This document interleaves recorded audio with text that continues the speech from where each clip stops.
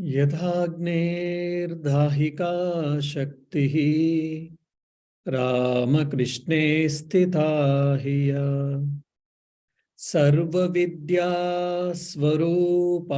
तां शारदां प्रणमाम्यहम्.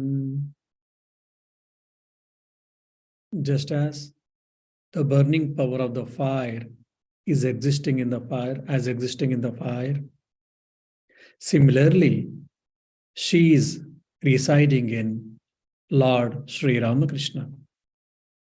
She is the embodiment of all divine wisdom. To such Holy Mother, Sri Sharda Devi, my humble salutations.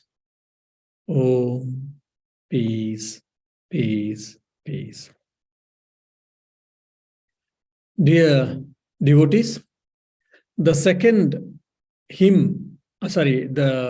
para or the second verse in the hymn Prakrutim Paramam, we had almost finished.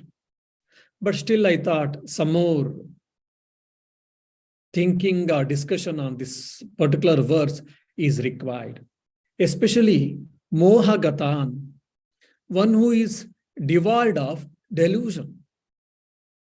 When our delusion is removed, destroyed, then only either we can have a self-realization or God realization. Even forget about this self-realization and God realization, even in our day-to-day life, we suffer. And when we think about suffering, we give a number of reasons.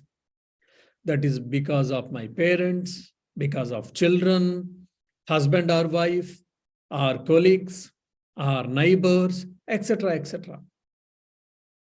But finally, if you see, yes, they are all causes, maybe, but if you see finally, it is my own thinking, my own nature, or my own delusion, expectations are making me to struggle, making me to suffer. So this is what called delusion. Because I'm expecting something from someone, when the expectations are not fulfilled, when my expectations are not done, then I suffer. I am morose. I am unhappy. I am sorrowful. When you are free from all expectations and free from judgments, then definitely I can be happy in the given circumstances or situations. So in our day-to-day life, most of our sufferings can be reduced when this delusion is removed. And of course, the real delusion is what? Ignorance. Because of ignorance, we are deluded. As we are think that I am body, I am mind, I am thoughts, etc., etc., and we are keep on suffering. So this removal of delusion in our life is very, very important. I think Swami Vivekananda tells in one place, two people walked into religion and one came with success and one got drowned. It is not exact sentence. I am rephrasing it actually. So two people walked into religion. One walked out with success, the other got drowned. So what does it mean?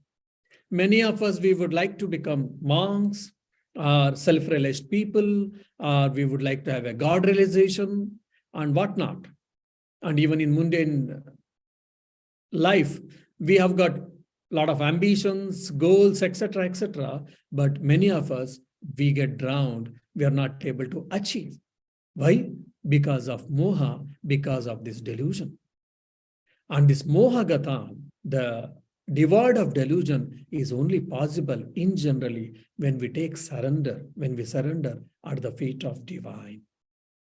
That's why the third line in that same verse, very carefully, intuitively, the author has composed Taranim Bhavasagara Parakarim.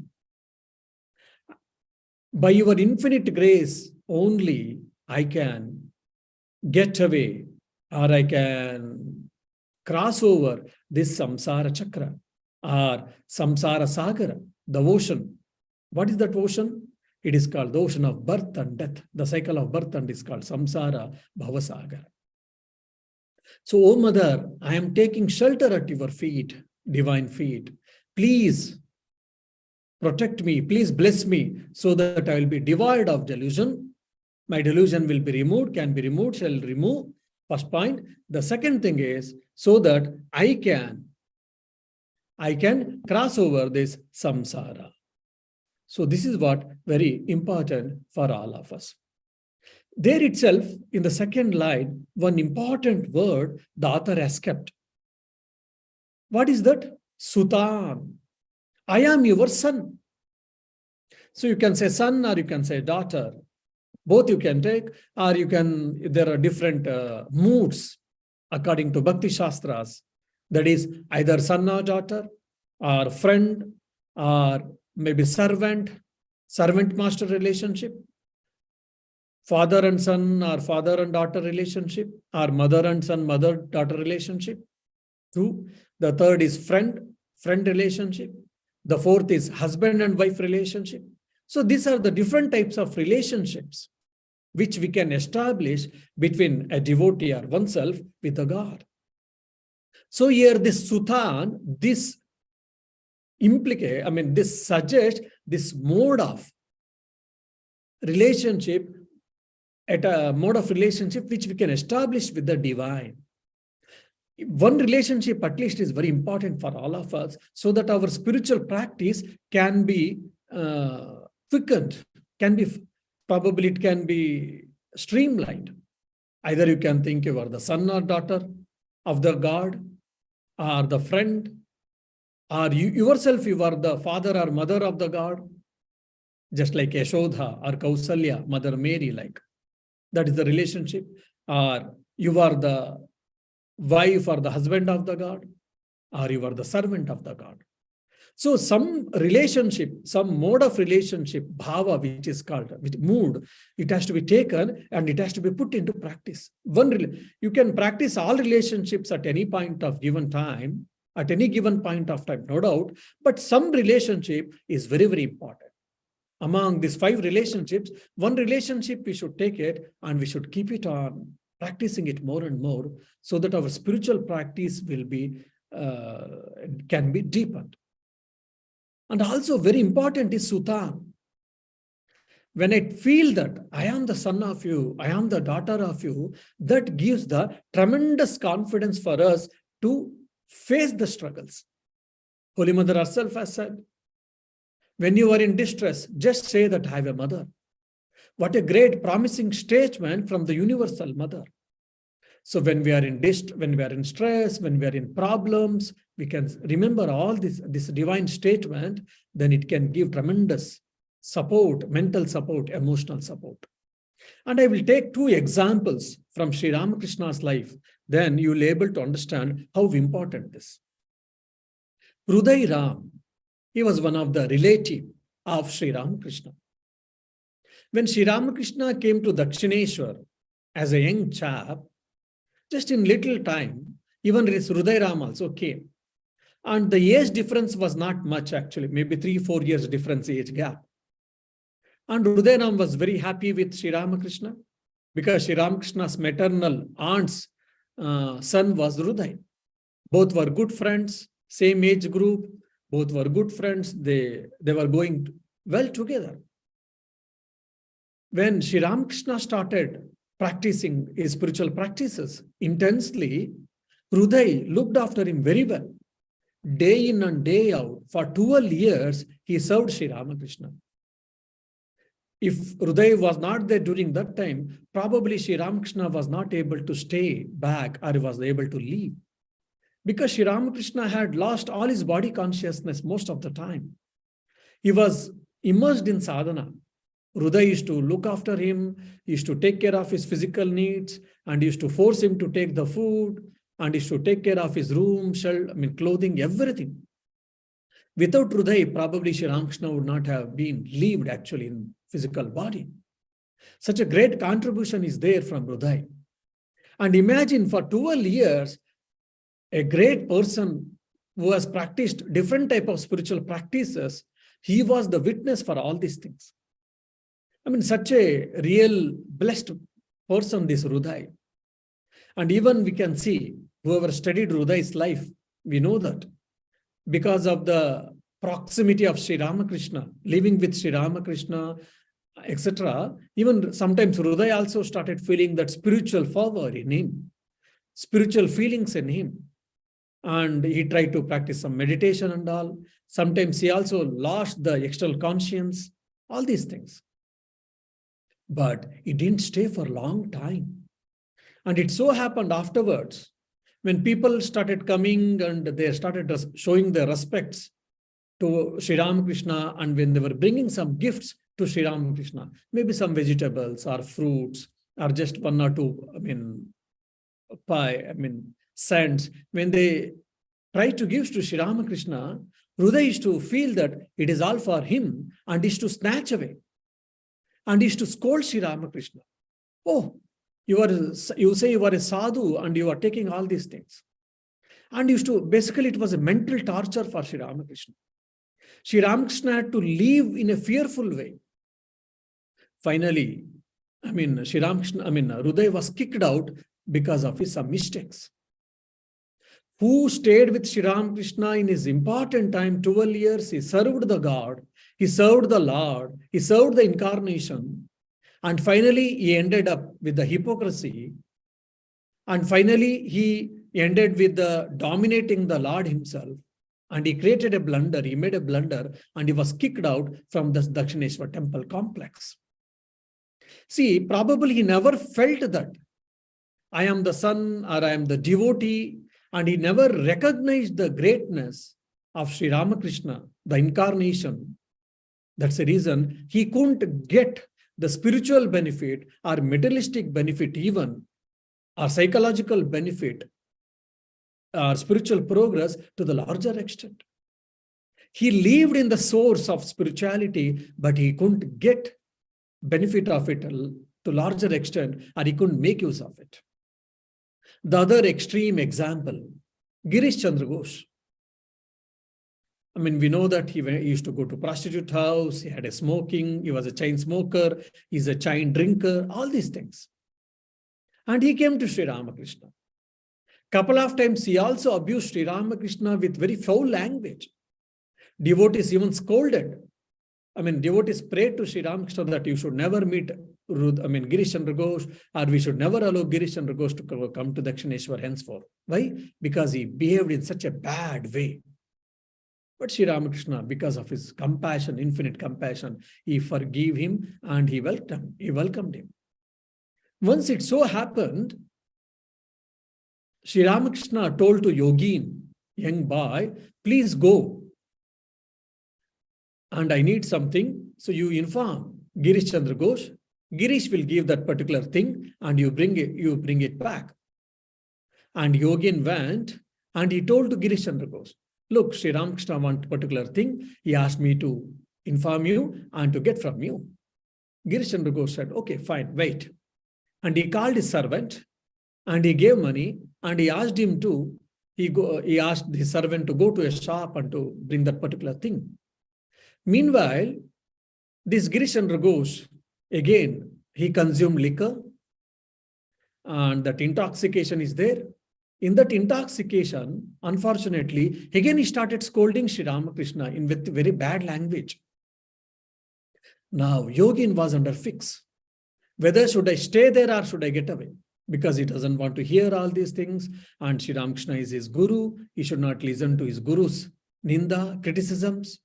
But he was in fix. Whether if he goes away, then he cannot get the thing. If he has to take the thing, he has to be there. But so he tried, he was praying and he tried to close his ears and all these things. Finally, after some time, the servant came with that item. Girish Chandra Ghosh said, you take this. And Yogin took the thing and he came back and he handed over that particular item to Sri Ramakrishna. Sri Ramakrishna said, fine, then how did you feel about Girish? Oh, Yogin was really angry and annoyed. He expressed his annoyment and angry. Oh, I don't know, why did you send me with such a bad person, wicked person? He's a drunkard, smoker, and he was abusing you. I was in fakes. I was not able to sit there, but I didn't have any other go. All these things he explained. Sri Ramakrishna patiently listened and he asked, in between, did you observe? Yogin asked, what to observe there? Sri Ramakrishna laughingly said, see, he was scolding me, no doubt. In between, he used to prostrate. He used to offer salutations. Do you remember? Did you recognize? Yogin, he thought for some time and he said, well, yes, I remember. So do you think, or can you think in which direction he was prostrating? Yogin thought, he scratched his head, and yes, it was towards Dakshineshwar. Sri Ramakrishna said, yes, exactly. He was abusing me, no doubt, in that intoxicated state, but in between, he was offering his salutations, prostrations to me, because he was offering his salutations towards Dakshineshwar. See, though he was, because of his intoxicated state, he was not in his mind, in his senses. He was scolding me, abusing me. But in his heart of heart, he knew who am I. That's the reason he was offering his pranams or salutations or namaskars, respects towards me. That's why I admire him. And as we all know that, on January 1st, 1886, Sri Ramakrishna, when he asked Girish Chandra Ghosh, Girish, I hear that you are telling about this body, that is indicating Sri Ramakrishna, that you were telling that I am God, I am Lord, incarnation, God incarnate. What did you find? Why are you telling all these things? See, immediately he kneeled down and he said, even the greatest sage, the knower of Brahman, Valmiki, he composed Ramayana, the life of Rama, in 24,000 verses. And one of the greatest sage, the knower of Brahman, the Vedavyasa, the sage Vedavyasa by name, he composed Mahabharata in 100,000 verses. Still, they couldn't explain who is God in reality. Such a great people, great sages, the knower of Brahman, they couldn't explain who are you completely. Then what else I can explain? Who am I to explain about you, my Lord? Please have a mercy on me. See, Sutan, one who surrendered at the feet of the divine. He was a chain smoker. He was the chain drinker. And he used to go to prostitute house. All these things fine. But because he surrendered at the feet of the divine, somehow he cultivated a mood which made him to connect to the divine, to the incarnation. That's why there was a change in the Girish Chandra Ghosh life. So we all hear so many things. We read scriptures, we hear scriptures, fine. But we have to cultivate a divine relationship. We have to cultivate a relationship between the divine and ourselves in a particular way. This is very, very important. So this one word, Sutan, it mentions this. Though there is no mention explicitly in that verse, but when you meditate, when you think about this particular word, intuitively, this can be revealed for you also. And so many other meanings also can be revealed. So this establishing the relationship between the God and individual self or the devotee is very, very important.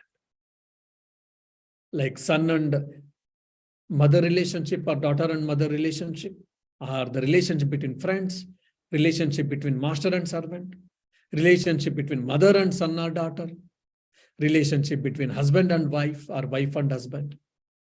So these are different moods as explained in the scriptures we have to establish. When this Sutan, when I am your son, I am your daughter, I am your friend, I am your mother or father, I am your husband and wife.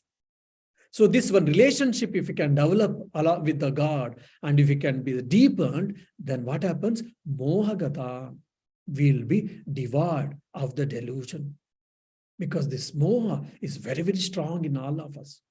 How much ever we know what is truth and what is not, what is right, what is wrong, what is ethical, what is unethical, still we cannot come out from that.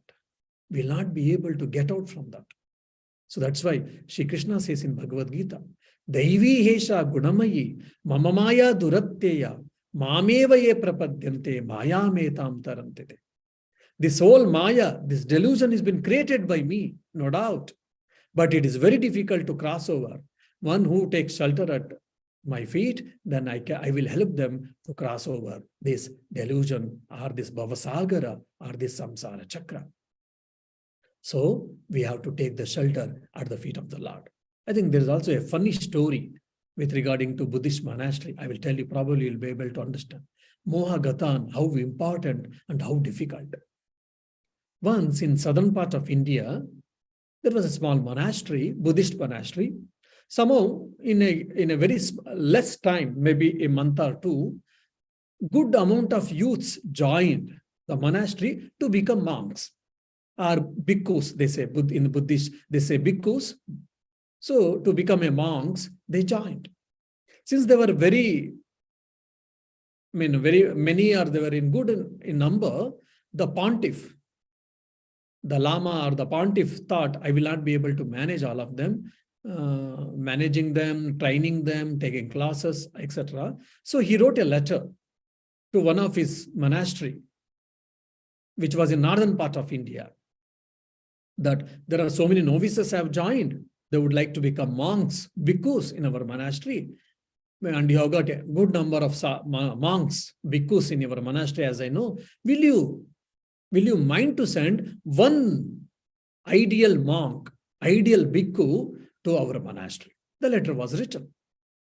Then the pontiff of that monastery, he saw the letter and he called 5 bhikkhus or 5 monks, and they said, look, in the southern part of India, there's a monastery, there they need a monk, so will you mind to go? All the 5 bhikkhus or that Buddhist monks, they agreed, yes, my dear, reverend or whatever, we will go. Then they left. Then the personal assistant of the pontiff, he raised, sir, or whatever they utter or they address.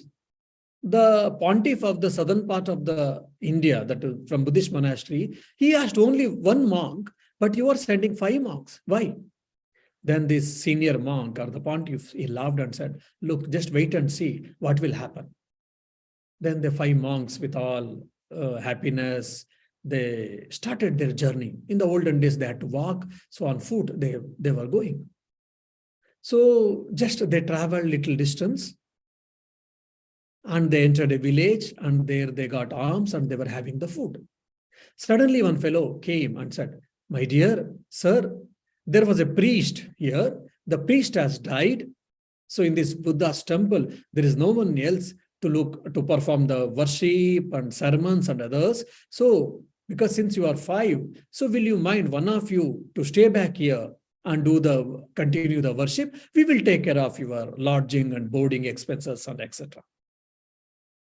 Then 5 monks, they saw each other. One monk said, yes, because there is a temple here, so we have to serve the Buddha's cause by performing worship, by giving sermon, and probably by guiding the people here. They are in need of it. Yes, as being a monk and a disciple of Buddha, yes, it is my prime duty to do this. So I think I will do this. And he said for other 4 monks, never mind, then there are 4. So I will stay back in here and I will look after the worship and other things, necessary things, and they will look after me, never mind. Please, all the 4 monks, after the food, lunch, you can leave. Then all the 4 monks, they said, fine, and they left. Then they continued their journey. After progressing little more journey, when they were staying in the, outside of a town, and in little time the news got spread. Then a king was coming in that way. He saw the 4 monks and he started talking with them, and he started inquiring with them, who are they, from where they have come, where they are going all. So while talking with them, one monk, especially one monk, somehow he was attracted towards him. He is very young and well built, well energetic, good natured, he felt, and there was a lot of aura on his face. It made him to feel so happy about him. Somehow he got attracted towards him. And he personally, he said, my dear, I would like to talk with you personally. Then that particular monk, he got up and he came aside. Then the king started talking with him. And the king said, I am really impressed by the shine on your face. You look so natured, so noble natured. You look so nice and you're well built. You are a gentleman, I think, etc., etc. Then the monk said, thank you for all your compliments. Then this king said, look, I've got one problem, one issue. What is that? I've become old. I don't have any sons, children, only I've got a daughter, and she has come to marriageable age, and I am trying to find a suitable prince so that I can marry her, and he will be looking after my kingdom after her. But after trying much, many people are coming, but they're all interested in my kingdom, but they are not really good-natured people, I felt. That's how, somehow. So will you mind to look after the kingdom so that you will be serving the kingdom? And also, if need be, you can marry my beautiful, only one daughter, and you can continue your life. And he observed, the king has got tremendous power. A king orders, so many people are coming, so many people are listening, and etc., etc. And he said, why not? This is also a way. Okay, I will become a king. I'm not really bothered about the riches and the worldly desires or worldly pleasures. I'm only bothered about protecting the country, protecting the land, and spreading Buddhism, all these things. That's okay, fine, it should be. And he said, fine, okay, I will come. And he went back to the other three monks and he said, look, the king is asking for help. As being a real monk, real Buddhist, a real disciple of Buddha, I think I should listen to this king's prayer. So please, the other three monks, please, you continue your journey. I would like to stay back here. So he stayed back and he married the young daughter of the king, and slowly he became the crown prince and the king, and he started ruling the kingdom, and he forgot Buddhism, Buddha's teachings, all these things. Then they continued a journey. Then suddenly, in one night, they were staying in a dilapidated house. Nearby, they heard a cry of a young lady. Then they asked what happened. Then she said, recently there was some calamity, or they met with an accident and her husband died, and there is no one for her to look after, and she is fearful because anyone may come and abduct her and whatnot.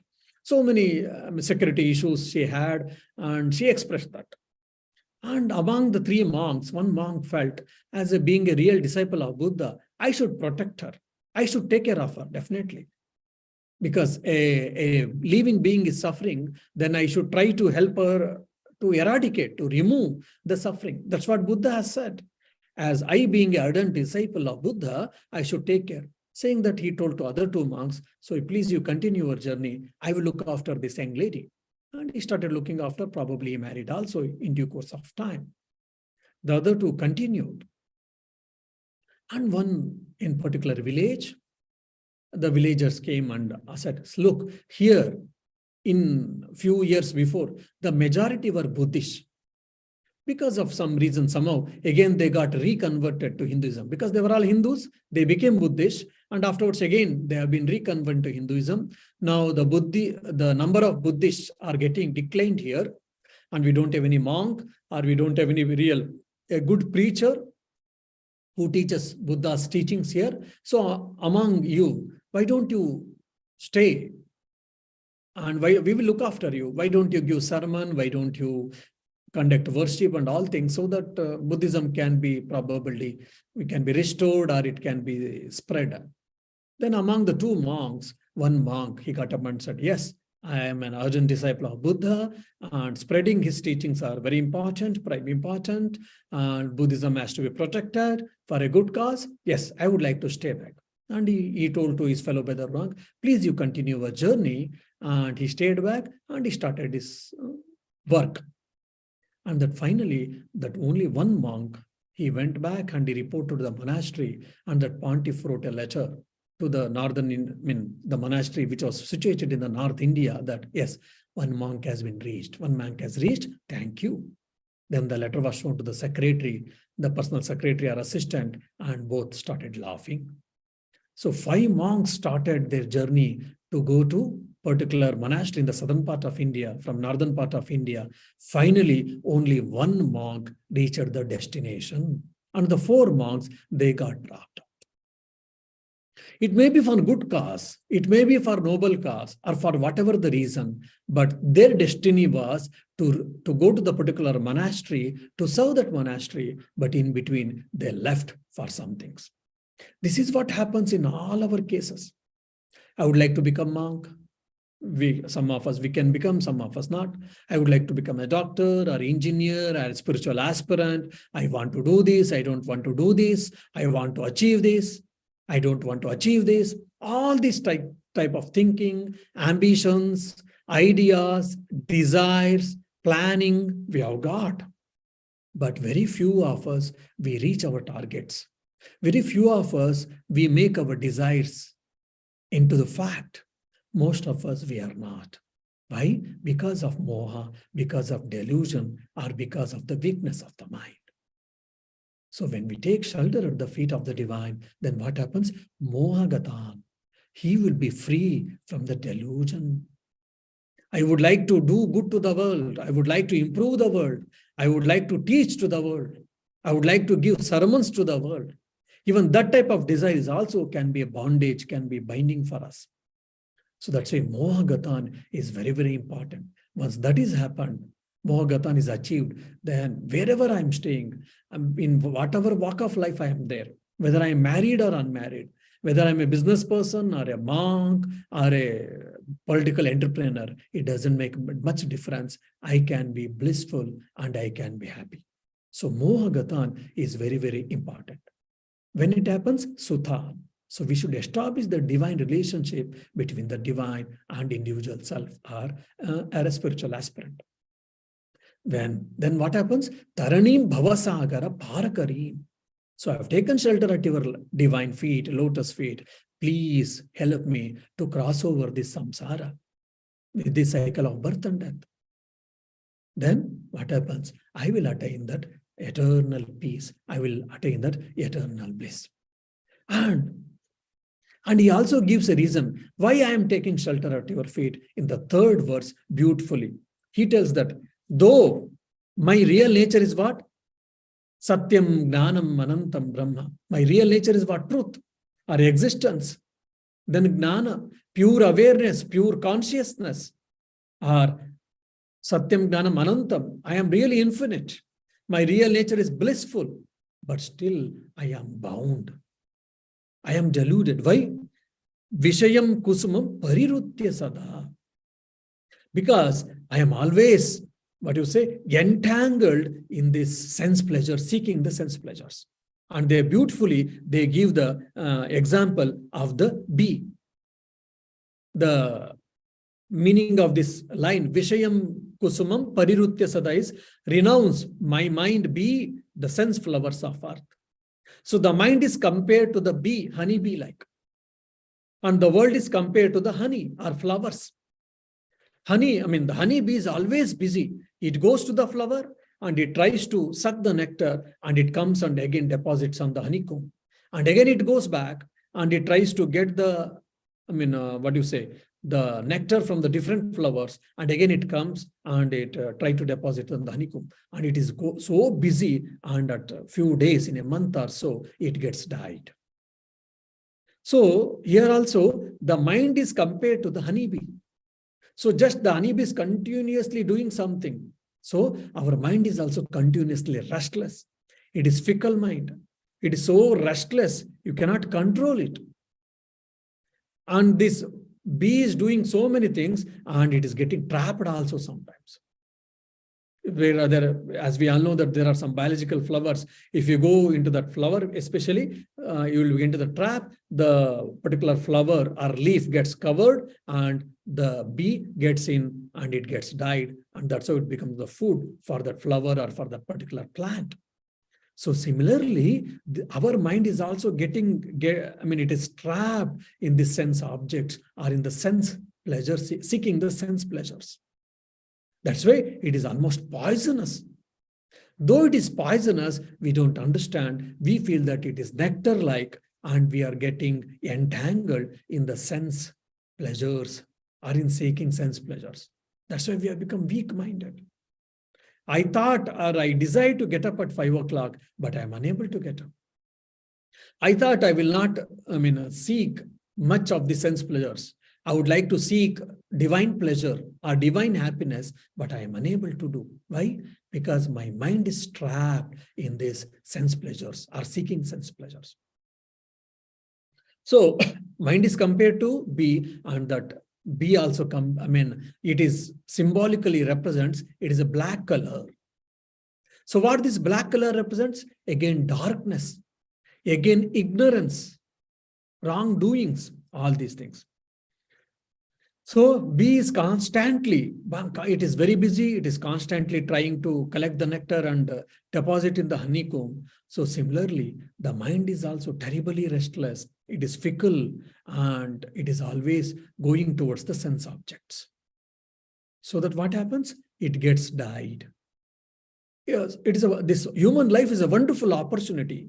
We can make use of it to enjoy the divine nectar, to experience the divine nectar, to experience that I am the self, to remove all that, whatever the dualities. But unfortunately, we have been trapped in this seeking sense pleasures. And we feel that that is a right many of the time. And we are busy. I think in Bhajagovindam Stotram, Adi Shankaracharya, the greatest philosopher, he says, what is that? When we are small, when we are children, we were always busy in playing with the toys.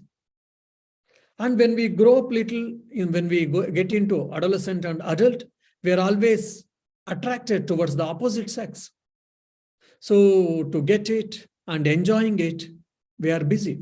Then afterwards, we are busy in, earning and building castle, building house, increasing my bank balance and all these things. Then afterwards, I am busy in taking care of children and they should get settled and all.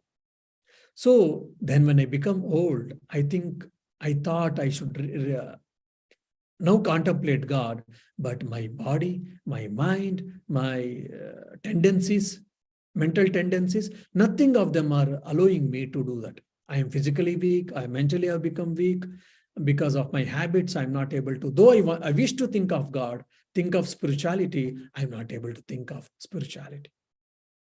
So we are all, whole life we are busy and we don't have a time to think about God, think about self. So Vishayam Kusumam Parirutya Sada. Sada means always, constantly. The mind is seeking the sense objects, sense pleasures. So that's why it is very, very important. So probably if you remember, even Bhagavad Gita tells, Vishayendriya Sanyogat Yattadagre Mritopamam Pariname Vishamiva Tatsukam Rajasam Smutam. That happiness which is derived from contact of the senses with their sense objects and which appears like nectar at the first, but it is poison at the end, which is said to be the nature of passion. All the sense pleasures come into this category. Initially, it looks so nectar-like. It is so happy, it is so, attractive, etc., etc. But in due course of time, we will understand, or we will be trapped, of course, but it is act like a poison. That's why if you remember Kathopanishad, we have studied in Kathopanishad, when Yama says that, "Oh Nachiketa, if you want, I will give hundreds of years of lifespan. And if you want to enjoy, I will give a boon so that you can have a good number of beautiful wives. And you will have children, grandchildren, great-grandchildren. And you will have enormous wealth. You will have chariots, you will have horses, you will have elephants, you will have so many soldiers, so many servants. And you will be the empire of the entire earth, not small area. But don't ask about the self-knowledge. I can give all of these things." Probably imagine if the God asks us, then we say, okay, then we'll think about self-knowledge later. We will enjoy this world and these worldly pleasures. Definitely we will come to that conclusion. we'll come to the decision. Never mind. But maybe we will struggle and suffer, no doubt. But Nachiketa, he said, he was very intelligent, wise. He said, no, I don't want any of them. Why? They are limited in nature. They are not permanent. They are temporary in nature. And oh Lord, Emma, you are saying that you are giving all these things. And you are also saying that I can live for hundreds of years. But what is the use? Why? Indriyanam jarayanti teja. When I am enjoying the sense pleasures, after enjoying a good amount of time, my senses will lose its energy. So that I will, though I may have got all these sense pleasures, wealth and food and etc., but my body will not allow me to enjoy and experience. So what is the use of all these things, which is a futile? My body and mind becomes fragile. Then what is the use of all these things and subjects? I don't want any of them. I want that eternal bliss. Please give me that alone if possible. Otherwise, I don't anything and I don't want anything. See, what a wise person, what a wise decision. So this is what is required when we have to keep on to discrimination, and we should try to get this mindset. Otherwise, what happens? We'll be trapped time and again in the loop of the sense pleasures. Seeking sense pleasures, we become the slaves of the sense objects. So this is what very, very important. Maybe because of lust, anger, delusion, arrogance, jealousy, all these things are different traps. Why? Because these are all side effects of desires. This is what Vishayam. In that line, if you remember, what is that? Vishaya. Vishayam Kusuma.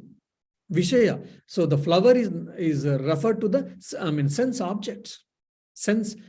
So when you get trapped, then what happens? You will be trapped and slowly it will kill you. It will take away all of your energy and you will not get the higher things. So this we have to understand. Same thing we can remember here in the life of Swami Vivekananda. Why he became such a great person. When he went to Chicago, after this Chicago's Parliament of Religions talk, as we all know that he became famous. On New York Times and different newspapers, they started, in the front page itself, they started publishing about him. And so many people became mad after him. They started following him and all.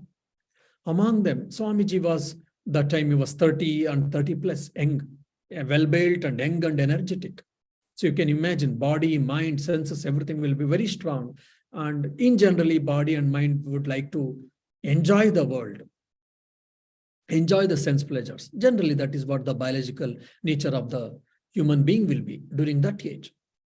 And he has become famous. And a young lady who is of that more or less same age, who looks so beautiful. And she is also from well-to-do family, a rich family. She comes and says, Swami, I would like to have a son like you. That means what? I am impressed by you. I am attracted towards you. So we shall marry, and so that I can have a son like you. Instantly, not even fraction of second, Swami Vivekananda thought, he said, my dear mother, why do you wish to have a son like me? Please accept me. I am your son. See, what an amount of control he would have had, and what an amount of purity Swami Vivekananda had. Instantly he said, why would you like to have a son like me? I am your son. Accept me as your son, O mother. And both are of the same age. Means what a purity Swami Vivekananda had. When Swami Sri Ramakrishna, his guru, he wanted to give the Ashtasiddhis, occult powers, where he can become small, he can become big, and he can walk on the water, he can walk on the fire, and he can, remove the diseases of the people, all the different occult powers. Sri Ramakrishna was ready to give to Swami Vivekananda as a young Naren. When it was given offer, Naren said, does it help all these things for God realization, self-realization? Sri Ramakrishna said, no. Again, there also instantly, Naren said, if so, then I don't want it. He rejected it as a poison. I don't want any of these occult powers if it is not going to help me for realization of God or self-realization. So what type of mindset when we have, then we can have a self-realization or God realization. We can understand by this. So we have got weak mind. We have been trapped in this vicious circle. So we have to take the shelter at the divine feet so that we'll be able to cross over all these problems and limitations. So may Holy Mother Sharda Devi, the universal mother, universal power, bless all of us so that we shall try to come out from these problems. Om Shanti Shanti Shanti Harihi Om Tat Sat Shri Rama Krishna Arpanamastu.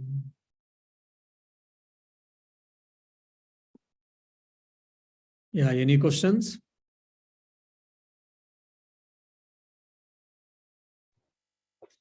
I have some questions, Swami, of course. Yeah, Christian, come on. Just let me check.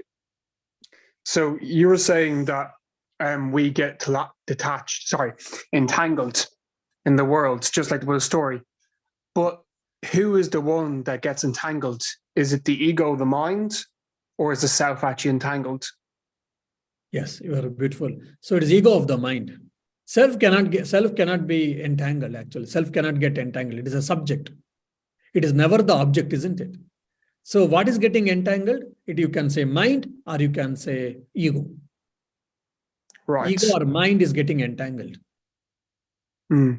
So the one who wants liberation is not the self, it's the mind as well. Yes, you are right. Because self is always free, actually. The bondage is in the mind, so the freedom is also for the mind. Yeah. Yeah. So why should one pursue moksha or liberation if one's already free? It's a bit of a paradox. You're right. Why? Because how much ever we listen that I am self and I am free, but still, I don't get that convince. I don't get that conviction, or the fact is my experience and my behavior doesn't reflect it. Why? Because though the self is there, but all my actions is what? Because this through body and mind. So I am badly, to the larger extent, I'm depending on the mind. So the mind is a wonderful instrument given by the God for all my achievements. And also that is the thing which is limiting me also. So until otherwise I purify my mind, I clean my mind, then I cannot get the liberation. So all of our sadhana is what? Removing of the dirt, removing of the ignorance, destroying the ignorance. Though I am self in nature, but because through the mind I am thinking time and again that I am bound, I am son of so-and-so, I am daughter of so-and-so, I want this, I want that, all these things. Yeah, but who are you referring to as the I who's bound? Yes. Do you understand what I'm saying? Yes, you are right. You know, who, like when you say we should do this and that to purify the mind, if the self is already free, if we're already free, then what's the point of doing anything? I know it's very, it's not good. Self is free actually, but problem is I'm not feeling that I'm the self. I'm not feeling that I'm free. This is illusion. Yeah, that illusion is there. So that illusion has to be removed. Right. So is how can I say, is the self covered in delusion? Yeah. So I'll give an example, then probably you'll understand. Like I think I spoke also this example. I gave this example in Dhruvdrishya Viveka also. You got a mirror. You purchased a mirror and you hung in the wall. You hanged in the wall. Suddenly, probably some relative had come. Some relatives had visited your house. Among the relatives, there was a boy, kid, basically maybe 7, 8 years old, or even little lesser. So that boy came and it looked into the mirror. There was some defect in the mirror. You also didn't observe, recognize it, and just you hung in the wall and you left. And that small kid came and it saw its face in the mirror. Then its face was looking very bulged. Then he started crying. Then every one of you came, and mother came and said, what happened, my dear son? Why are you crying? Oh, there is some problem in me. Then the mother also get tensed little. Oh, my dear, why? What happened? Oh, there is some problem in me. Okay, fine. What is the problem? My face has bulged. Then mother sees his face in and around, and he says, no, my dear, you are right. The child says, no, you are not able to see properly. Probably you should wear spectacles. You can't tell me. I've seen that. Then the mother says, no, my dear, you don't have any problem. Your face looks all right. Why are you saying this? No, I know that my face is bulged. And then she also thinks little and she asks, okay, my dear, okay, we will take it. We will think that you have got bulge. Then kindly let me know, how did you come to know that your face is bulged?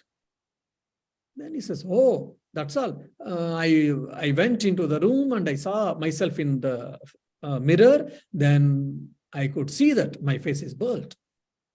Then she asked, fine, in which room, which mirror? Then the child takes the mother to the particular room, and the mother sees mother face is also bulged. Then the mother asked the child, do you see my son? Even my face is also bulged. The kid says, yes, my dear mother, you also have got some problem. Both of us should go to hospital. Then mother says, yes, we shall go to hospital. Come on. Then both of them, they come away from the mirror. Then mother asked the child, my dear, now you look my face. Is it okay or is it still bulged? Then the child says, oh, it is very interesting. Your face looks all right now. Then, okay, come back now. We go back and we will see in the mirror. But in the mirror again, my face is looking bulged. Then the son says, how is it? Again, your face is looking bulky, something problem in the mirror. And if you come out, you are not. Then the mother says, yes, my dear, now did you understand? When I'm seeing in the mirror, my face is looking bulging or whatever. And when I come away from the mirror, and when you see me as I am, then there is no problem.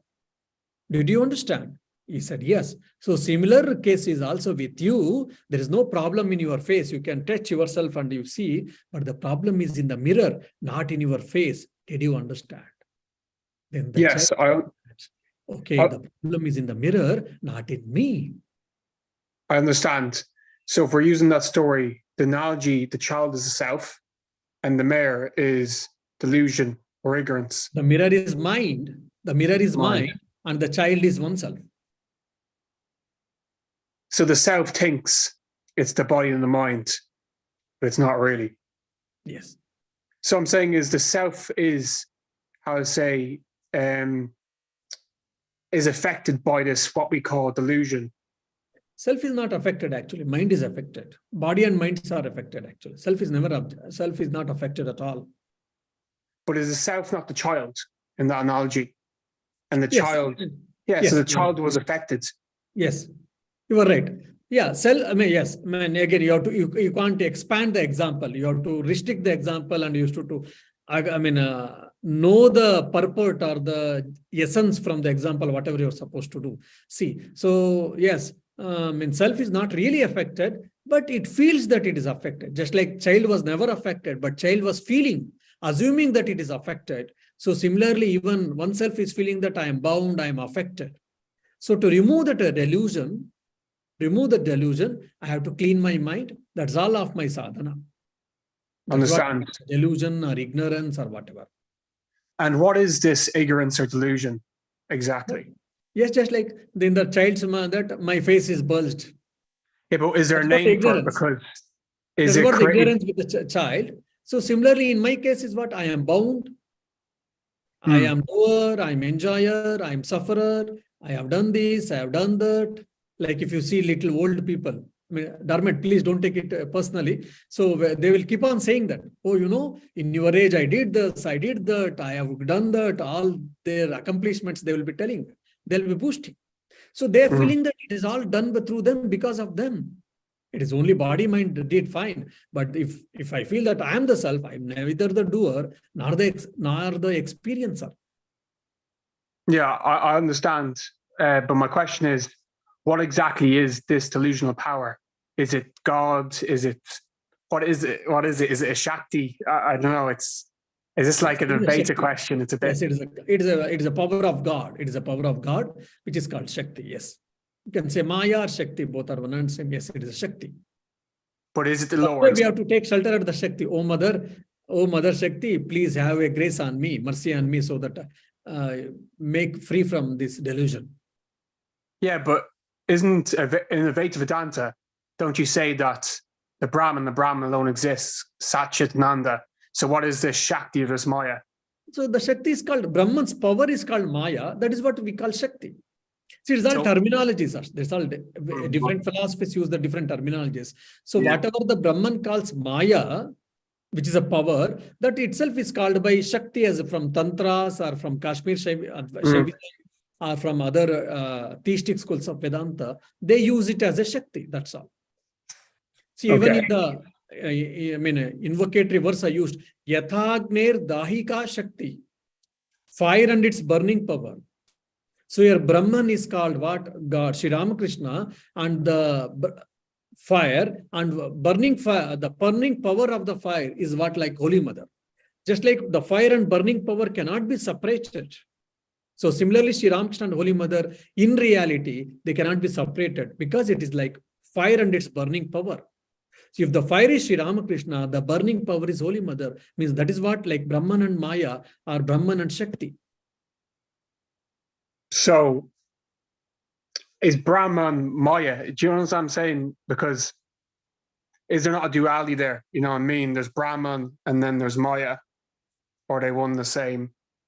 Yes, yes. But Maya and the Shakti are also equivalent, I alone is used to say. Maya and Shakti are the two different terms, two terms using for same thing. Yeah, I understand. Yeah. Okay, I want to get an answer on this. Is that the price of? Is that the price of? Of creation, that you have to have Maya, because you have to have the self has to split itself. You the self has to create objects. Yeah, no, there's a different question, Dharmat, is here. So self creates object. Yeah, it's from a Vedantic point of view. Self is assuming that there are so many things and all. There, when we say self creates objects, it is supreme self, not the individual self. Yes, that's what I mean. I mean the self, not myself or not ourselves. Yes. But the self creates objects. And yes, Maya is the price of creation in a way. You can't. Maya is the power, energy behind which creates this. Yes, it's. But you couldn't have creation and that play unless you had. Unless you had Maya. Yes, you're right. Yeah. But then, from the point of view of the individual seeker, is it really that it's our misidentifications that we misidentify with the objects, and we think we're the object? Yes. Yeah. We misidentify ourselves with the body, with the mind, with the thoughts, our feelings, our emotions, and we suffer. Yeah. So our identification should be with the self, with none of this. But is that a matter of, that we don't, okay, we have attachments and we have fears, and ultimately that's ignorance. Yeah, that's all side reactions. They're all products of it. But the like main then, thing is, why the root is what? Ignorance.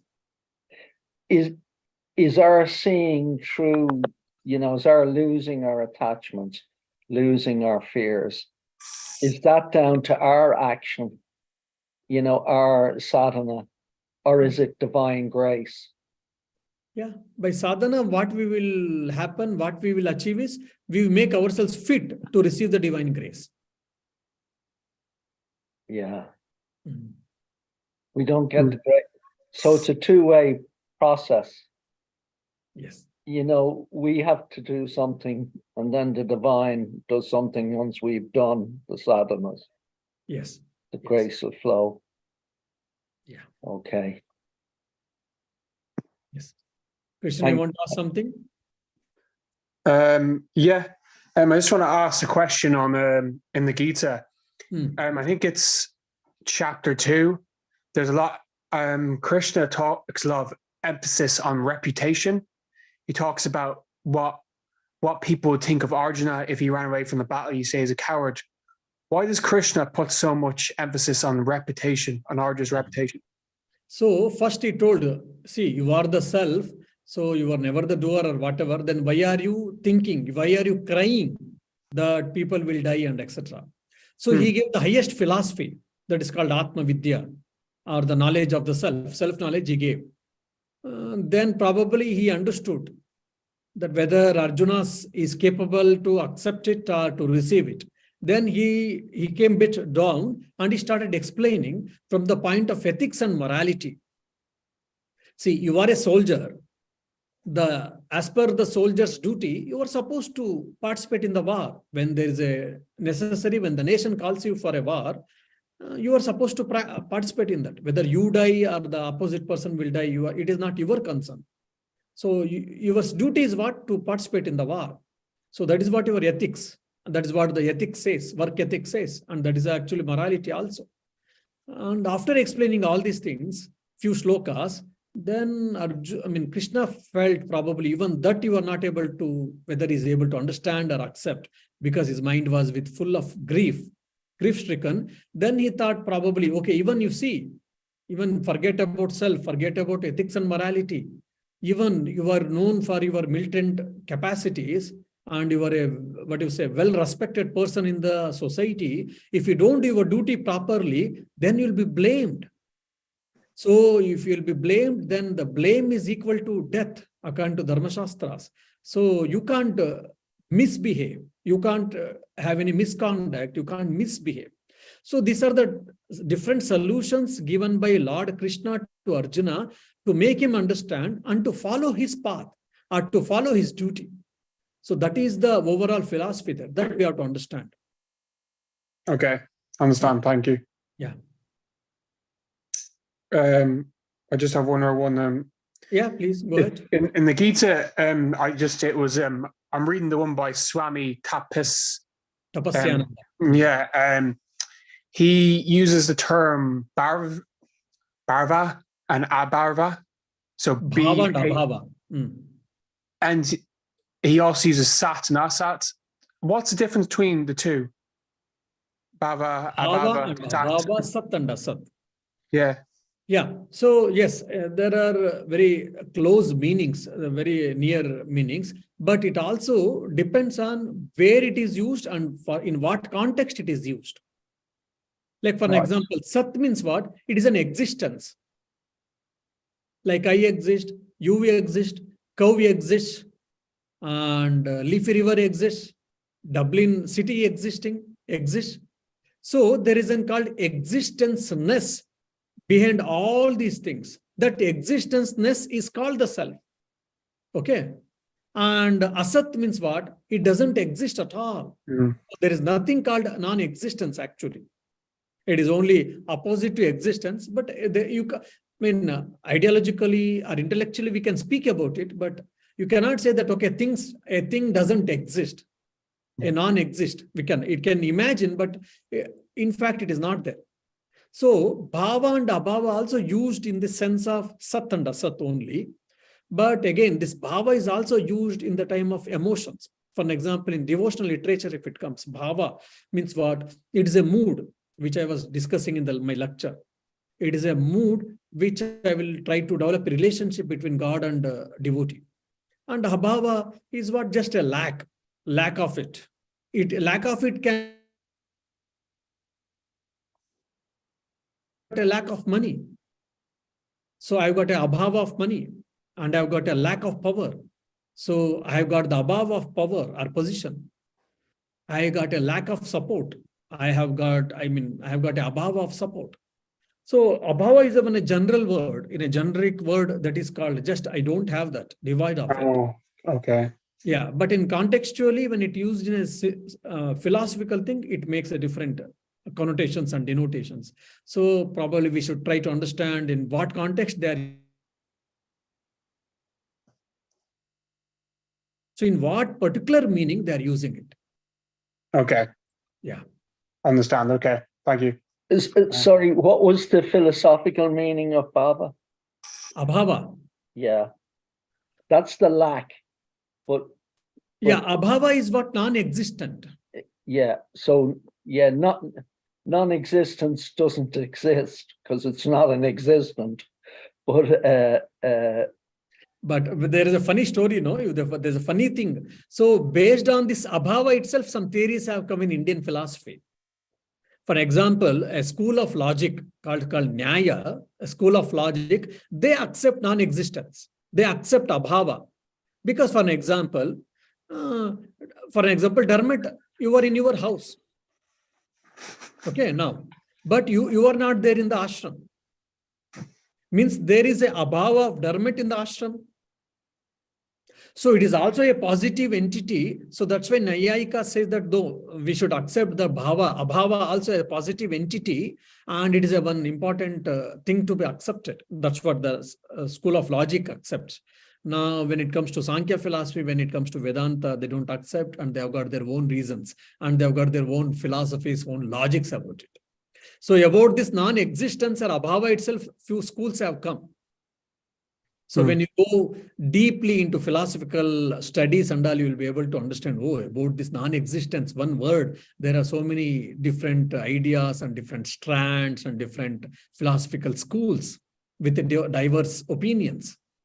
but bhava itself, what does that mean? Existence, or Bhava is existence, abhava is non-existence. and then how does bhava differ from sat? Bhava and Sat, there are two, Bhava and Sat, yes. Yeah, both are synonyms, yes. But again, in what sense and in what context we are using it only matters. But in generally, Bhava and Sat can be replaceable.